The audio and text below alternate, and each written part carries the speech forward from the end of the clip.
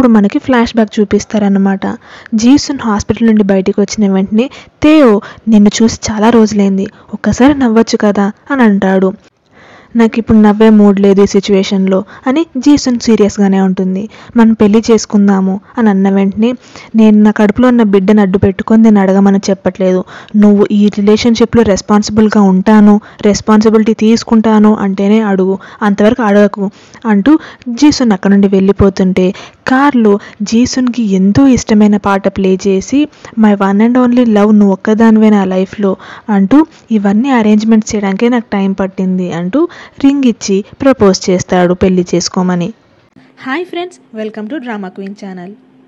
అదే గుర్తొస్తూ ఉంటుంది జీసున్కి. ఇక్కడేమో థేయో ఎంత ట్రై చేసినా డోర్ పాస్కోడ్ మార్చేసి ఉంటుంది దాక్యూంగ్. అలా ఇంట్లోకి వెళ్ళలేకపోతుంటాడు. హాస్పిటల్కి వచ్చిన వెంటనే సుల్మ్యూంగ్ జీసున్తో నీకేమైనా పిచ్చి పట్టిందా, ఇప్పుడు ఎందుకు చెప్పావు నువ్వు థేయోకి దాక్యూంగ్ ప్రెగ్నెంట్ అన్న విషయం అంటూ అరుస్తుంది. ఇప్పుడు డిసైడ్ చేసుకోవాల్సింది నేను కాదు, థేయో. ఆ బిడ్డ కోసమే తను ఆ అమ్మాయిని చూస్ చేసుకోకూడదు. తను నా మీద ప్రేమతోనో లేకపోతే ఆ అమ్మాయి మీద ఇష్టంతోనో ఎవరినో ఒకరినే చూస్ చేసుకోవాలి. నేను నా బిడ్డని అడ్డుగా వాడుకోను. కేవలం నా మీద ప్రేమ ఉంటేనే తను నన్ను చూస్ చేసుకుంటాడు. ఈ విషయం నాకు ముందే ఎందుకు చెప్పలేదు అని థేయో అడిగితే ఈ బిడ్డను అడ్డు పెట్టుకొని నన్ను పెళ్లి చేసుకోమని నేను అడగను. నీకు నా మీద ఇష్టం ఉంటేనే నువ్వు నన్ను పెళ్లి చేసుకో. ఇష్టం ఉంది అని అంటే ముందు ఆమెకి డివోర్స్ చేసేయి అని అంటుంది. ఈ బిడ్డను ఉంచుకోవాలా లేదా అనేది నీ ఇష్టం. ఆ డిసిషన్ నేను నీకే వదిలేస్తున్నాను. నాకు నువ్వంటే ఎంత ఇష్టమో తెలుసు కదా, నాకు కొంచెం టైం ఇవ్వు, నేను ఆమెకి డివోర్స్ చేసి నీ దగ్గరికే వచ్చేస్తాను అని అంటాడు. నేను నువ్వు లేకుండా బతకలేనన్న విషయం నీకు తెలుసు కదా అని అన్న వెంటనే సరే, నాకు ఎప్పుడు కావాలంటే అప్పుడు నేను కాల్ చేస్తాను. సెకండ్ సిమ్కి కాదు, ఫస్ట్ సిమ్కే కాల్ చేస్తాను. నేను నిన్ను ఎప్పుడు చూడాలనుకుంటే అప్పుడు నువ్వు నా దగ్గరికి రావాలి. నా మీద కాల్ కట్ చేసావంటే మాత్రం నాకు అస్సలు నచ్చదు అని అంటే సరే, ఆ అమ్మాయిని నేను వదిలేస్తాను, నేను నీ దగ్గరికి వచ్చేస్తాను, ప్రామిస్ అంటూ దాక్యూంగ్ని హక్ చేసుకుంటాడు. నీకు టైం ఒక్కరోజు మాత్రమే అంటూ అక్కడ నుండి సీరియస్గా వచ్చేస్తుంది దాక్యూంగ్. నేనంటే ప్రేమ లేనప్పుడు ఈ పెళ్ళిని నిలబెట్టుకొని కూడా ఏం చేసుకోవాలి, అంతే కదా. ఆ అమ్మాయిని చూస్ చేసుకునేంత పిచ్చిగా తను ఆలోచించట్లేదని అనుకుంటున్నాను అని అంటుంది జీసున్. జీసున్కి ఓల్డేజ్ హోమ్ నుండి కాల్ రావడంతో థేయో వాళ్ళ అమ్మని చూడడానికి అక్కడికి వెళ్తుంది. అక్కడ డాక్టర్స్ మేము ఎంత హై డోస్ ఇచ్చినా ఆమెకి ఇంతకు మించి ఇంకా ట్రీట్మెంట్ చేయలేము, ఆమె తన లాస్ట్ డేస్లో ఉంది అని చెప్తారు. అలా ఆవిడ తనని చూడడానికి వెళ్ళినప్పుడు భర్తలు అన్నాక కొన్నిసార్లు తప్పులు చేస్తారు, ఆడదానివి కాబట్టి నువ్వే పెద్ద మనసు చేసుకొని అన్ని తప్పులను క్షమించేసేసి నా కొడుకుని బాగా చూసుకో అని అంటుంది. అలా ఆవిడ ఎమోషనల్ అయిన వెంటనే కొంచెం పెయిన్ రావడంతో మీరు ఇక్కడ నుండి వెళ్ళిపోండి అని సిస్టర్ చెప్పిన వెంటనే జీసున్ అక్కడ నుండి బయలుదేరి వచ్చేస్తుంది. ఇక్కడేమో దాక్యూంగ్ సుల్మ్యూంగ్ని కలవడానికి వస్తుందన్నమాట. అలా జీసున్ ఇంటికి వచ్చేసరికి థేయో ఇంట్లో అన్నీ సర్దిపెట్టి అందరి కోసం వంట చేస్తూ ఉంటాడు. ఇప్పుడు మనకు ఫ్లాష్ బ్యాక్ చూపిస్తారు. సుల్మ్యూంగ్ థేయోతో తనకి ఇలా ఒక అమ్మాయితో అఫైర్ ఉందన్న విషయం చెప్పిన వెంటనే నీకేమైనా పిచ్చా, ఎందుకు ఇలాంటి పనికిమాల పనులన్నీ చేస్తున్నావు, జీసున్కి ఈ విషయం తెలిస్తే ఎంత బాధపడుతుంది, ముందు ఇలాంటి పనికిమాల పనులు చేయకుండా అన్నిటినీ మానేయ్ అంటూ తిడుతుంది సుల్మ్యూంగ్. నీకు ఎలా చెప్పాలి, నాకు జీసున్ అంటే ప్రేమ లేదని కాదు, తనంటే నాకు చాలా ఇష్టం, తనని నేను ఎంతగానో ప్రేమిస్తున్నాను. అలా అని దాక్యూంగ్ని వదిలేయలేను, ఎందుకంటే తన దగ్గర ఉన్నప్పుడు నేను అలైవ్ ఉన్నట్లు ఫీల్ అవుతున్నాను. నాకు నా నెక్స్ట్ స్టోరీస్కి ఇన్స్పిరేషన్ తన దగ్గర నుండే వస్తుంది, నీకు ఎలా చెప్తే ఈ విషయం అర్థమవుతుంది అని అంటాడు. ఇదేం పనికిమాలిన ఆన్సర్, నాకు అర్థమే కాదు అంటూ సుల్మ్యూంగ్ థేయోని తిడుతుంది. ఇప్పుడు ప్రెజెంట్లో ఇక్కడ ఇంట్లో ఏంటి ఈరోజు స్పెషల్గా వండుతున్నావు అని జీసున్ అడిగిన వెంటనే పొద్దున్న అలా వదిలిపెట్టి నేను కంగారుగా వెళ్ళిపోయాను కదా, నువ్వు ఈరోజు చాలా స్ట్రెస్ అయి ఉంటావు అని అనిపించింది, పైగా హాస్పిటల్లో నీకు వర్క్ కూడా ఎక్కువ ఉన్నట్లుంది, అందుకే నీకు ఏవేవో ఆలోచనలు వస్తున్నాయి, ఇప్పటి నుండి నేను బాగా చూసుకుంటాను అని అంటాడు. అలా తెలుసుగా నా లైఫ్లో ఉండే ఒకే ఒక ఆడదానివి, నేను ఎంతగానో ప్రేమిస్తున్న నా మనిషివి నువ్వే అని అంటూ జీసుని దగ్గర తీసుకుంటాడు. ఇంకా రాత్రి పడుకున్నాక దాక్యూంగ్ దగ్గర నుండి మెసేజ్ వచ్చిన వెంటనే జీసున్కి తెలియకుండా థేయో అక్కడ నుండి వెళ్ళిపోవడం జీసున్ గమనిస్తుంది. నెక్స్ట్ డే ఇంకా డివోర్స్ విషయంగా ఒక లాయర్ని కలిసి ఏమేమి చేయాలి అని మొత్తం కనుక్కుంటుంది. అలా అప్పుడే ఇలా మీ ఆయన నిన్ను మోసం చేస్తున్నాడు అని నువ్వు రెడ్ హ్యాండెడ్గా పట్టుకోవాలి, అప్పుడు ఫోటో కానీ వీడియో కానీ తీసినట్టు ఉండాలి, కానీ డిటెక్టివ్నో లేకపోతే వేరే ఎవరైనా తెలిసిన వ్యక్తిని వాడి మరీ వాళ్ళని పట్టుకున్నట్లు ఉండకూడదు. ఆ ప్రూఫ్స్ని కోర్టు అంగీకరించదు. దాంతోపాటు నువ్వు నార్మల్గా బిహేవ్ చేయాలి. నీ భర్తకి అలా నీకు తన మీద అనుమానం వచ్చిందన్న విషయం అస్సలు తెలియకూడదు. అండ్ ఆల్సో ఇంకొక విషయం, నువ్వు వాళ్ళని పబ్లిక్ ప్లేసెస్లో ఫాలో అవ్వచ్చు. అప్పుడు ఫోటో కానీ వీడియో కానీ తీయలేకపోతే అక్కడ ఉండే సెక్యూరిటీ కెమెరా కానీ కార్ డాష్ క్యామ్స్ నుంచి నువ్వు వీడియో ఫుటేజ్ని తీసుకోవచ్చు, పర్లేదు. కానీ ఒక విషయం గుర్తుపెట్టుకో, నువ్వు ఒక్కసారి మీ ఆయనని ఆ అమ్మాయి అలా చూసిన తర్వాత నువ్వు మళ్ళీ నార్మల్ స్టేట్కి వెళ్ళలేవు. కాబట్టి డివోర్స్ తీసుకోవాలి అని అనుకుంటేనే ఈ పనులు చెయ్యి, లేదంటే నువ్వు జీవితాంతం అతనితో కలిసి ఉండలేవు చెప్తున్నా అని అంటాడు వాళ్ళ లాయర్. అలా నాకు ఆలోచించడానికి కొంచెం టైం కావాలి అంటూ బాధగా జీసున్ అక్కడ నుండి వచ్చేస్తుంది. ఇక్కడ లీజున్ తన ఫ్రెండ్తో పాటు పియానో నేర్చుకుంటున్నప్పుడు వాళ్ళిద్దరి మాటల్లో, మీ అమ్మ నాన్న డివోర్స్ తీసుకునేటప్పుడు నీకు ఎలా అనిపించింది అని అంటే, ఇంట్లో మొత్తం ఎప్పుడు చూసినా గొడవలే ఉండేటివి, నాకు అస్సలు నచ్చేది కాదు, తర్వాత అలవాటైపోయింది, డివోర్స్ తీసుకున్న తర్వాత ఇప్పుడు ఇంకే గొడవలేం లేవు అని అంటుంది. అయినా ఇదెందుకు అడుగుతున్నావు అని అంటే, ఏం లేదు తెలుసుకోవాలనిపించింది అని అంటాడు లీజున్. వాళ్ళు మన ముందు బాగానే ఉన్నట్లు కనిపించినా మన వెనకాల గొడవ పడుతూ ఉండొచ్చు అని అంటుంది వాళ్ళ ఫ్రెండ్. ఇదంతా బయట నుండి ఏరిం వింటుంది. తర్వాత హాస్పిటల్లో మిన్ స్టిచెస్ తీపించుకోవడానికి వచ్చినప్పుడు, మీరు మీ విషయం ఇప్పుడు ఏం చేశారు, ఏం ఆలోచిస్తున్నారు అని అడుగుతుంది మిన్. ఇంకొంచెం టైం కావాలి అని అంటే, ఆలోచించి ఇంక వదిలేస్తారా, ఏ సొల్యూషన్ అనుకుంటున్నారో చెప్పండి అని అన్న వెంటనే, డివోర్స్ అనేది నా ఒక్క జీవితానికి సంబంధించింది కాదు, దీంట్లో నా కొడుకు జీవితం కూడా ముడిపడి ఉంది అని అంటుంది. అయితే వాళ్ళందరి కోసమని మీ జీవితాన్ని మీరు పాడు చేసుకుంటారా? మీ కొడుకు జీవితం ఇంపార్టెంటే కాదనట్లేదు, కానీ మీరు జీవితాంతం బాధపడాలి, అది ఆలోచించండి అని అంటుంది. ఇదే విషయమే మీరు నాకు కూడా చెప్పారు, అందుకే మీకు ఒకసారి గుర్తు చేస్తున్నాను. ఒకవేళ మీకు ఏదైనా అవసరం ఉందంటే నేను మీకు హెల్ప్ చేయడానికి ఎప్పుడూ రెడీగా ఉంటాను, చెప్పాలంటే మీరు నన్ను వాడుకోండి, అందుకు నేను సంతోషిస్తాను అని అంటుంది మిన్. హాస్పిటల్ అయ్యాక లీజున్ కోసం మ్యాథ్స్ బుక్ కొనుక్కోవడానికి వెళ్ళిన జీసున్ అదే మాటలే గుర్తొచ్చి అక్కడే డివోర్స్ లాకి సంబంధించిన బుక్ ఉంటే దాన్ని చూస్తూ ఉండగానే కౌంటర్ దగ్గర డాక్యుంగ్ ఇలా ప్రెగ్నెన్సీ బుక్ పట్టుకొని కనిపిస్తుంది. అంటే ప్రెగ్నెన్సీ కంటిన్యూ చేద్దామని అనుకుంటున్నావా అని అడుగుతుంది జీసున్. అవును, ఆయన నన్ను వదిలిపెట్టేసి ఉండలేడు, వాళ్ళ వైఫ్ని వదిలిపెట్టి 2 monthsలో నా దగ్గరికి వచ్చేస్తాను అని మాటిచ్చాడు అని అన్న వెంటనే జీసున్కి ఫుల్గా నవ్వు వస్తుంది. గట్టిగా నవ్వేసి, అన్ని సంవత్సరాలు కలిసున్న తన భార్యనే మోసం చేస్తున్నాడు, అలాంటి వ్యక్తిని నువ్వు నమ్ముతున్నావు చూడు అంటూ నవ్వుతుంది.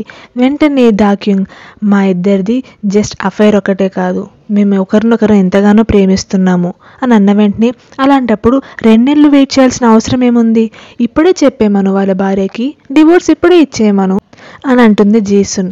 ఇంతవరకు వచ్చామంటే నాకు తన మీద కాన్ఫిడెన్స్ లేదని కాదు, నాకు తన మీద నమ్మకం ఉంది, కాకపోతే ఏదో అనివార్య పరిస్థితుల వల్ల ఆ 2 months అడిగాడు, అందుకోసం నేను అప్పటి వరకు వెయిట్ చేయగలను అని చెప్పి డాక్యుంగ్ అక్కడ నుండి వెళ్ళిపోతుంది. అవి విన్న జీసున్కి చాలా కోపం వస్తుంది. ఇక్కడేమో ఏరిమ్ జీహుక్ ఇద్దరూ మాట్లాడుతూ ఉంటారు. జీసున్కి తేయో ఇట్లా మోసం చేస్తాడన్న విషయం తెలిసిపోయి ఉంటుందా అని ఏరిమ్ అన్న వెంటనే, ఏమో కానీ అంత ఈజీగా దొరికిపోలే తేయో అని అన్న వెంటనే, మా ఆడవాళ్ళకి చాలా మంచి ఇన్స్టింక్ట్స్ ఉంటాయి, మీరు మోసం చేస్తున్నారంటే మేము గుర్తుపట్టలేమని కాదు, కొంచెం టైం ఇస్తున్నామని అర్థం అని అంటుంది ఏరిమ్. కాబట్టి మీరు కూడా జాగ్రత్తగా ఉండండి అని చెప్పిన వెంటనే, నేను తేయోలా కాదులే, అంత ఈజీగా దొరకను అంటూ నవ్వుకుంటూ వెళ్ళిపోతాడు జీహుక్. అది విన్న ఏరిమ్కి బాధగా అనిపిస్తుంది. లీజున్ వాళ్ళ నాన్నతో కలిసి ఆడుతూ ఉన్నప్పుడు వంట చేస్తున్న జీసున్ వాళ్ళిద్దరినీ చూస్తూ, ఒకవైపు వాళ్ళ అమ్మ మాటలు, క్షమించి వదిలేస్తే మళ్ళీ నీ దగ్గరకు వస్తాడు అన్న మాటలు, ఇక్కడేమో డాక్యుంగ్, మేము 2 years నుండి కలుస్తున్నాము, తనకి నా మీద ఎంత ప్రేమ ఉందో నాకు తెలుసు అని అన్న మాటలు గుర్తుకొచ్చి చేయి కట్ చేసుకుంటుంది.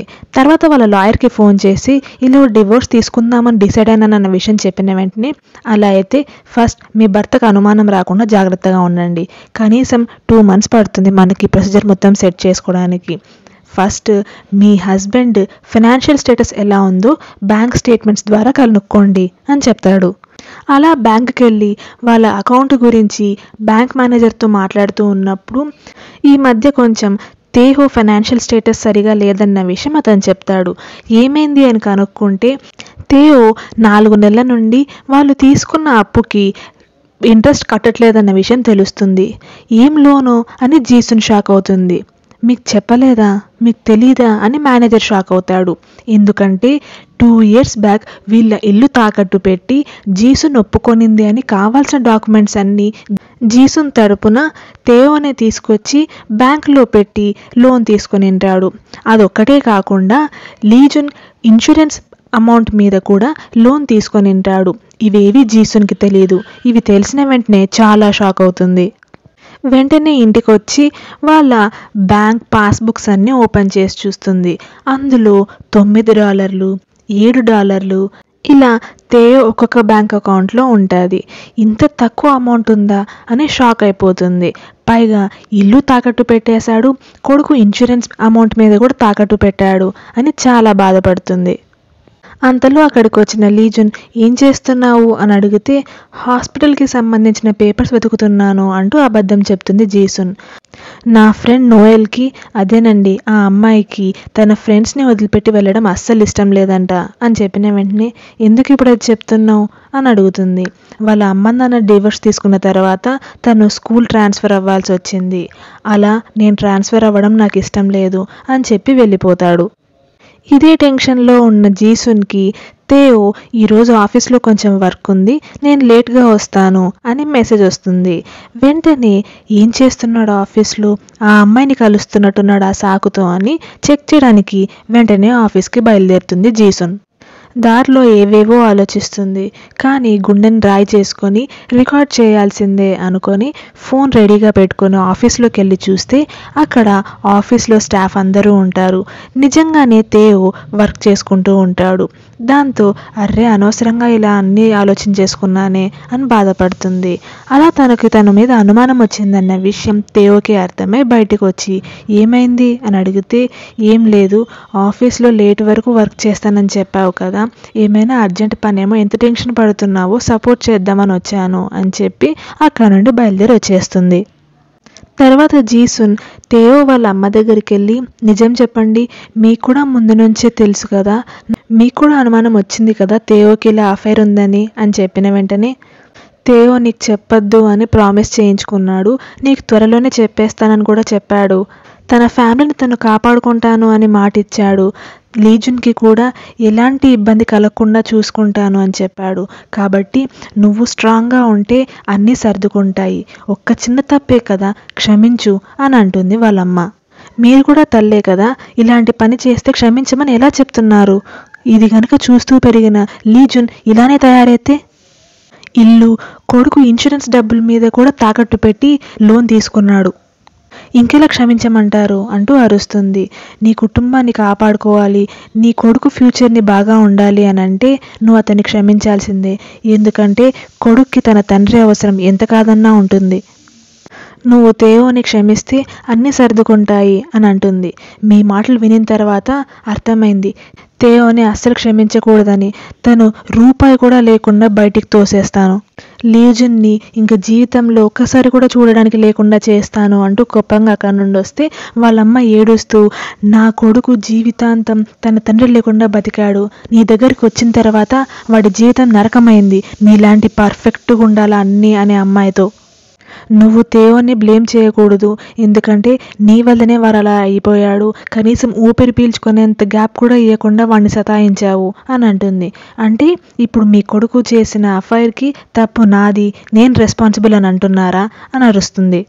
అయ్యో నా కొడుక్కి తండ్రి దూరం అయిపోయాడు, ఇప్పుడు కొడుకును కూడా దూరం చేస్తున్నావు నువ్వు అంటూ వాళ్ళమ్మ బాధపడుతూ నువ్వు డివోర్స్ ఇవ్వడానికి వీల్లేదు, నేను పోయాకనే నువ్వు డివోర్స్ ఇచ్చుకో అని అంటుంది.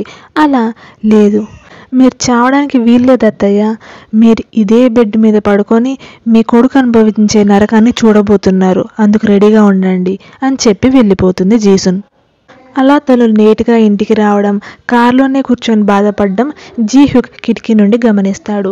నెక్స్ట్ డే మెడికల్ టెస్ట్లు చేయించుకోవాలి అన్న దాంతో జీసున్ని కలవడానికి హాస్పిటల్కి వెళ్తాడు. అలా ఎప్పుడూ మీరు టెస్ట్లు ఇక్కడ చేయించుకోరు ఎందుకు అని జీసున్ అడిగితే అలా డ్రెస్ లేకుండా ఉత్త గౌన్ మీద మీ ముందు నిలబడాలి అని అంటే నాకు ఎలానో అనిపిస్తుంది అందుకే అని అంటాడు.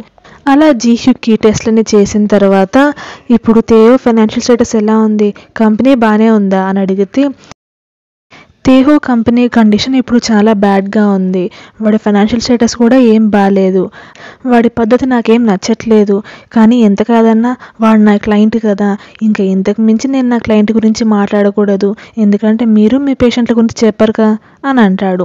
మీరు బ్లడ్ రిపోర్ట్స్ వచ్చిన వెంటనే మీకు కాల్ చేస్తాను అని చెప్తుంది. దాంతో జీహ్యూక్ వెళ్ళబోతూ ఒకవేళ ఎప్పుడైనా తాగడానికి ఒక ఫ్రెండ్ కావాలి అని అంటే చెప్పండి, నేను మీకు అడ్వైజ్ ఇవ్వడానికి రెడీగా ఉంటాను అని చెప్పి అక్కడ నుండి వెళ్ళిపోతాడు.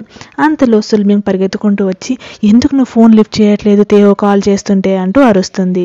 ఏమైంది, పేషెంట్తో ఉండిన్నాను అని అన్న వెంటనే తను వాళ్ళ అమ్మ దగ్గరికి బయలుదేరాడు, నేను అర్జెంటుగా రమ్మంటున్నాడు అని అన్న వెంటనే జీసున్ అక్కడికి వెళ్తుంది.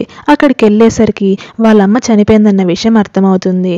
తేహో చాలా బాధపడుతుంటాడు, ఫుల్గా ఏడుస్తూ ఉంటాడు. జీసున్ ఇంకా ఫ్యూనరల్కి కావాల్సినవన్నీ అరేంజ్మెంట్స్ చేస్తూ ఉంటుంది. ఇక్కడేమో దాక్యూంగ్ ఎన్నిసార్లు కాల్ చేసినా తేయో ఫోన్ లిఫ్ట్ చేయడనమాట. ఏమైంది, ఎందుకు ఫోన్ లిఫ్ట్ చేయట్లేదు అని కోపంగా ఉంటుంది. అప్పుడే వాళ్ళ అమ్మ నాన్న రెడీ ఎక్కడికో వెళ్తున్నారన్న విషయం గమనించి ఎక్కడికైనా అడిగితే ఇలా జీసున్ వాళ్ళ అత్తయ్య చనిపోయిందంట, అక్కడికే వెళ్తున్నాము అంటూ బయలుదేరుతారు. ఇక్కడ క్రిమేషన్ సెరమనీ దగ్గర అందరూ వచ్చింటారు. అలా అందరూ తేయోని చూసి వీడు వేస్ట్ గాళ్ళగా తయారయ్యాడు, పాపం జీసున్నే ఎన్నని చూసుకుంటుంది, ఇల్లు సంపాదన, ఇప్పుడు వాళ్ళ అత్తయ్య హాస్పిటల్ ఖర్చులు, ఈ ఫ్యూనరల్ ఖర్చు కూడా, సరేలే దీంతో ఆమె ఖర్చులన్నా తగ్గాయి, కొంచెం భారం తగ్గుతుంది అని మాట్లాడుతూ ఉంటే తేయోన్ గురించి అలా మాట్లాడుతున్నందుకు జీహ్యూక్కి కొంచెం బాధగా అనిపిస్తుంది. ఇలా మాట్లాడితే వాళ్ళమ్మ ఆత్మకి శాంతి కలగదు, కనీసం ఇదొక రోజైనా వాడి గురించి అలా మాట్లాడకుండా ఉందాము అని అంటాడు.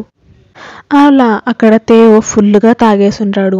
నువ్వు బాధలో ఉన్నావన్న విషయం నాకు తెలుసు, కానీ మనల్ని చూడ్డానికి చాలామంది వస్తుంటారు, ఇలాంటప్పుడు నువ్వు కనీసం వాళ్ళతో మాట్లాడడానికి కూడా లేకుండా ఉంటే ఎలా చెప్పు, లీజున్ నిన్ను ఇలా చూస్తే చాలా బాధపడతాడు అని అంటూ ఉండగానే అక్కడికి రిచ్ మ్యాన్ మిస్ కొరియా ఇద్దరు వస్తారు. వాళ్ళని చూసిన వెంటనే టకటక ఎంతో ఫాస్ట్గా సర్దుకుంటాడు తేయో. వాళ్ళు వచ్చి వీళ్ళని ఓదార్చిన తర్వాత రండి మిమ్మల్ని బయటికి తీసుకెళ్తాను అంటూ తేయో వస్తుంటాడు. అందరి ముందు వాళ్ళకి పనోళ్ళలాగా తేయో బిహేవ్ చేస్తుంటే జీసున్కి నచ్చదు. ఏ భార్య అయినా తన భర్త అందరి ముందు బాగుండాలి అనే కదా కోరుకుంటుంది, కానీ తేయో వాళ్ళ పనోళ్ళలాగా వాళ్ళ చెప్పులు పట్టుకొని అవన్నీ సర్దుతూ ఉంటే అస్సలు నచ్చదు. అలా వాళ్ళని భోజనాలకి తీసుకెళ్ళి అక్కడే వాళ్ళతో పాటే ఉంటాడు.